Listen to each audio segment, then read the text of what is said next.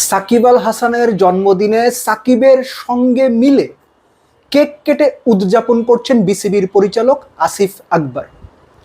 সাকিবের জন্মদিন ছাপিয়ে এই কেক কাটা এবং একজন আরেকজনকে কেক খাইয়ে দেওয়া কিংবা এই কেক ডিপ্লোম্যাসি এখন ক্রিকেটের হট টপিক। আপাত দৃষ্টিতে মনে হচ্ছে যে সাকিবকে বাংলাদেশ ক্রিকেটে ফেরানোর যে বিসিবির ইচ্ছা, সেই ইচ্ছারই একটা ইতিবাচক প্রতিফলন আসিফ আকবরের বিদেশে যাওয়া, সাকিবের জন্মদিনে সাকিবের সঙ্গে মিলে কেক কাটা। এই পর্যন্ত ঠিক আছে, কিন্তু বাস্তবতাটা আসলে কি?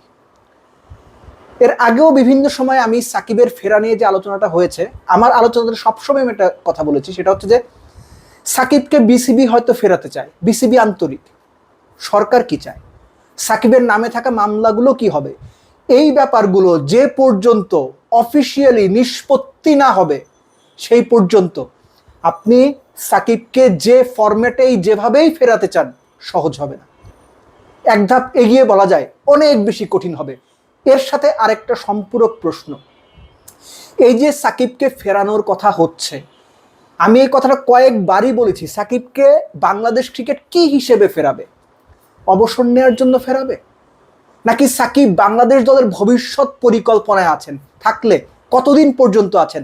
2027 বিশ্বকাপ ওয়ানডে, সেই দলে সাকিব আল হাসান থাকবেন, সাকিবকে নিয়ে সেই দলের কোনো পরিকল্পনা করা হয়েছে? বাংলাদেশ ক্রিকেট বোর্ড, যারা থিঙ্ক ট্যাঙ্ক আছেন, তারা পরিকল্পনা করেছেন।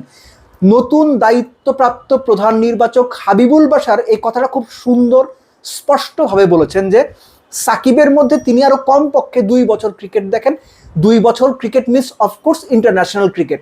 একই সঙ্গে সাকিব স্বল্প মেয়াদের জন্য ফিরুক, দেশের মাটিতে খেলে, দেশের জার্সিতে খেলে অবসর নিয়ে চলে যাবেন, এই ধরনের বালখিল্য টাইপ কোনো কিছুর জন্য সাকিবের ফেরাটা ঠিক হবে না।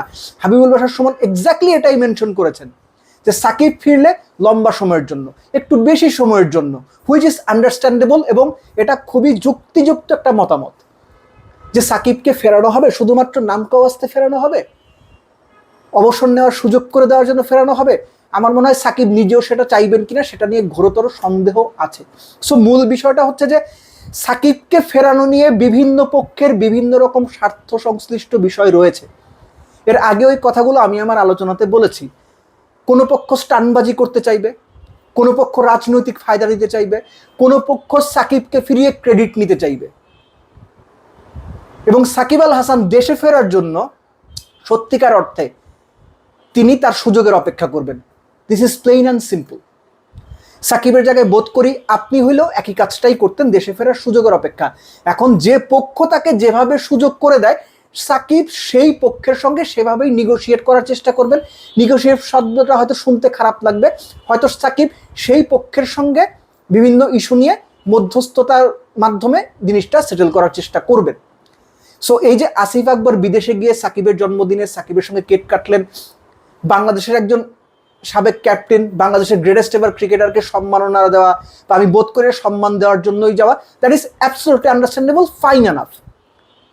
কিন্তু এর ভেতরের মেরুকরণটা কি?